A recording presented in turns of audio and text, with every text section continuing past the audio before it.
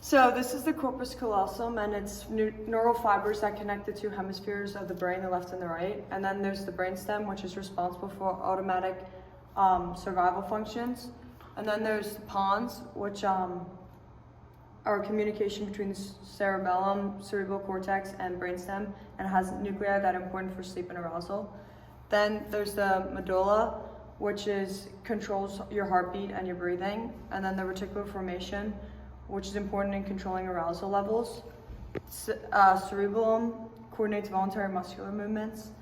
The thalamus relays incoming sensory information to parts of the brain. The basal ganglia is responsible for primary motor control and behaviors and emotions.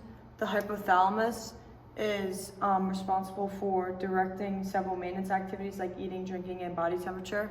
The pituitary glands controls a bunch of other glands. The hippocampus is important in processing memories, and the amygdala is responsible for fear and aggressive responses. And then this is my brain one. So to start, this is Broca's area, which is in the frontal lobe and is responsible for areas of face used for speaking. This is Wernicke's area, and damage to this can make it difficult for people to understand speech. So it's basically just the speech.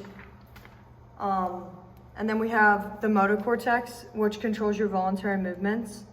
And then the sensory cortex detects and interprets information to touch, pain, and temperature. Next is the occipital lobe, which processes and responds visual stimuli. The temporal lobe, which is involved in hearing, processing, and memory.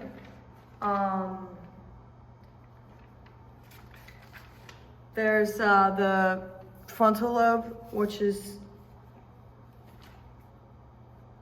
involved in personality, intelligence, and voluntary control muscles.